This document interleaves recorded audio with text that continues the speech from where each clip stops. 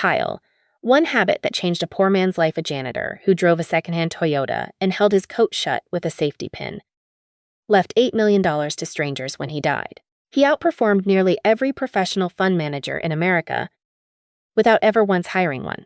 This is the story of Ronald Read, the man who pumped gas for decades and quietly became one of the largest private donors in Vermont's history.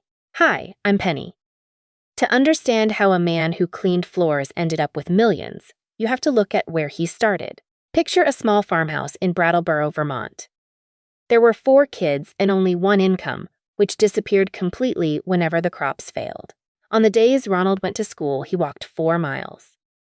On the days he didn't, he stayed home to work the land. He watched his father live with hands that were always dirty and a wallet that was always empty. The first paycheck Ronald ever earned at a gas station was just $1.38 an hour, cashed right at the counter.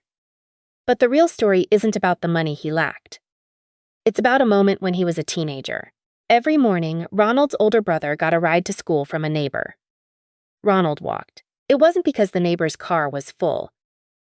It was because no one even thought to offer him a seat. That is the wound that stayed with him. Not cruelty, but invisibility. Everyone around him assumed he didn't need anything more, simply because no one expected him to ever become anything more. But while the world wasn't looking, Ronald Read was building a system to prove them all wrong. In 1952, at the age of 31, Ronald made a move that would change everything. He didn't start with a massive inheritance or a lucky break. He started with just $670.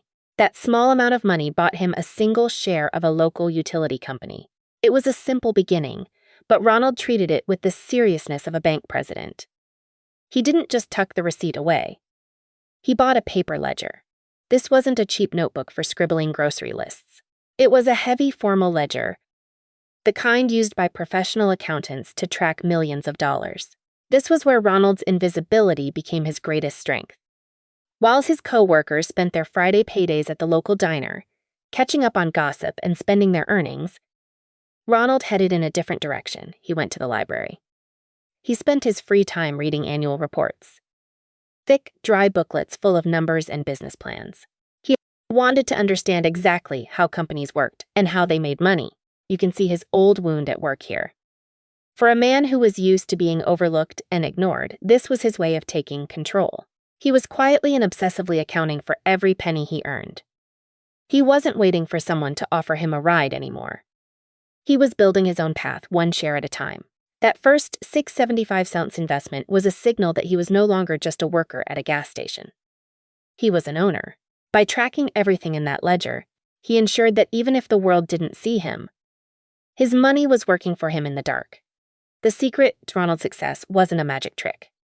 It was a strategy I call compounding patience. This wasn't just about waiting.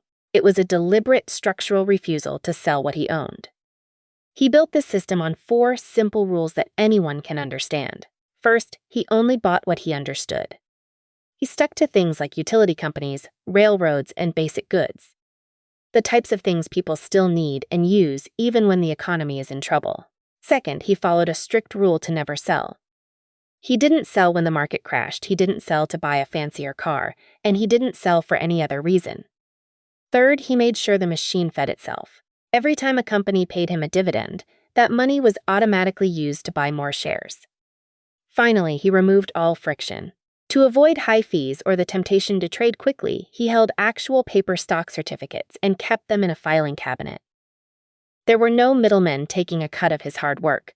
We saw this mechanism in action during the Great Recession of 2008. At that time, Ronald was in his late 80s. On paper, his portfolio lost an estimated 40% of its value, which meant he watched over $2 million vanish in months. His financial institution grew worried and called him to talk about rebalancing his accounts to protect what was left. Most people would have panicked and sold everything. But Ronald's response was classic. He didn't even call them back. He simply went back to work. He didn't sell a single share because he knew the businesses were still there, and he had the patience to let the market heal itself. Ronald's journey happened in 3 distinct phases, and the first one was what I call the grind.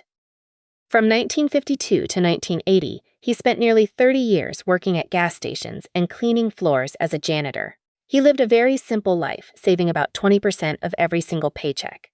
To keep his costs low, he even chopped his own firewood so he wouldn't have to pay a heating bill. By 1980, after almost 3 decades of hard work and saving, his portfolio was worth about $336,000. To most people, that amount was invisible and not very impressive for 30 years of effort. But then, something amazing happened. Between 1980 and 2000, Ronald entered the acceleration phase. This is where the math really starts to work in your favor. The dividends from his stocks were now buying so many new shares that those new shares were paying even more dividends. By 1990, he didn't even need to save his own money aggressively anymore, because the portfolio was basically saving for him. By the year 2000, he crossed the $2 million mark. Even though he was a millionaire, he kept going to work and didn't tell a soul about his wealth. The final phase was the peak. When Ronald passed away in June 2014 at the age of 92, his estate was valued at a staggering $8 million. The world finally found out his secret when his will was read. He left $1.2 million to his local library and $4.8 million to a hospital.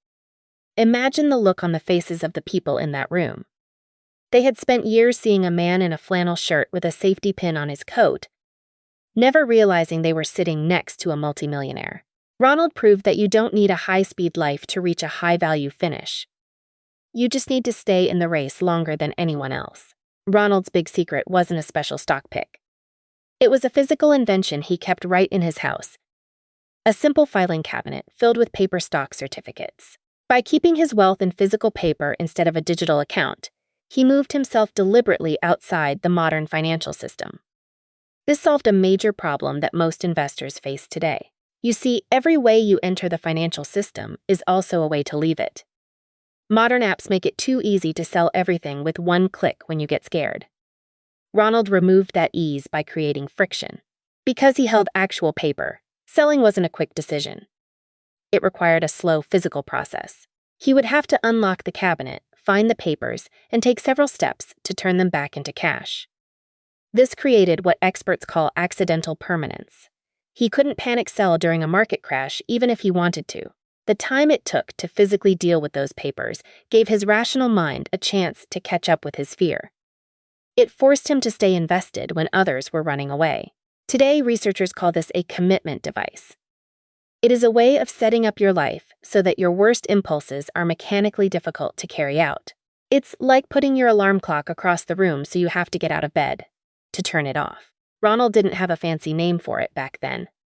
He just built a system using a heavy metal cabinet and a padlock to protect his future self from making a mistake in a moment of weakness. He knew that the best way to win was to make it almost impossible to quit. In 2008, the ultimate test arrived. The stock market began to collapse, eventually dropping 57% from its highest point.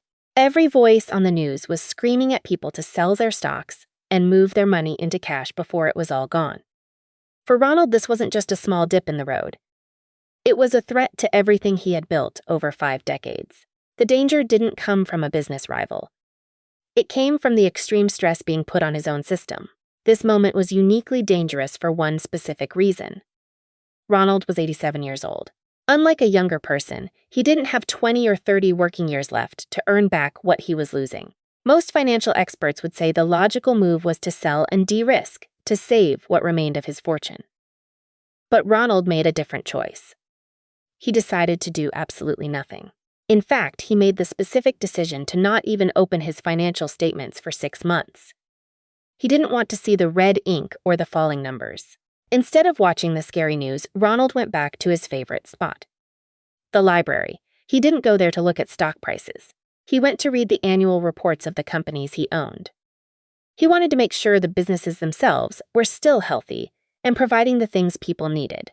While the rest of the country was in a panic, Ronald's crisis was completely silent.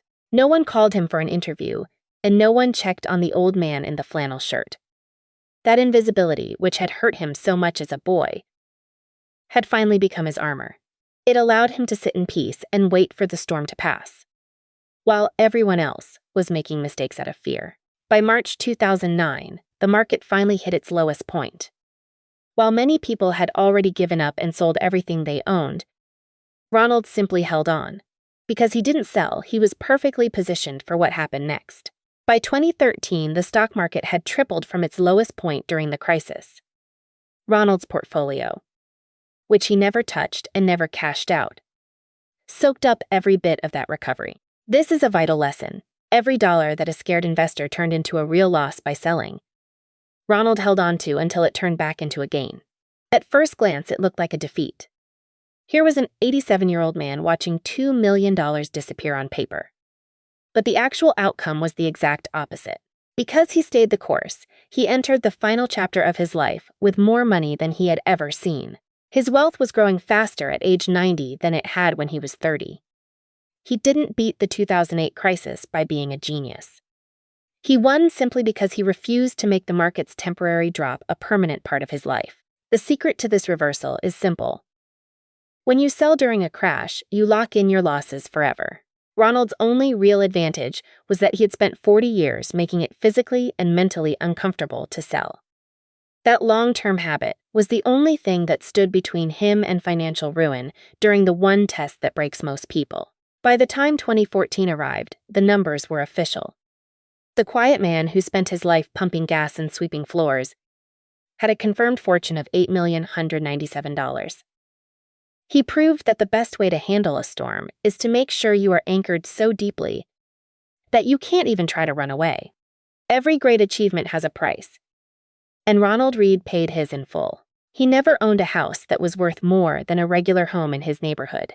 He never took a vacation that required him to use a passport. For decades, he wore the same flannel shirts until they were thin, and a simple safety pin held his coat together during the very last winter of his life. Even the library, where he spent every Saturday reading, the same one that eventually received $1.2 million from him, never actually knew his name while he was alive. This isn't just a small detail. It was the cost of his freedom.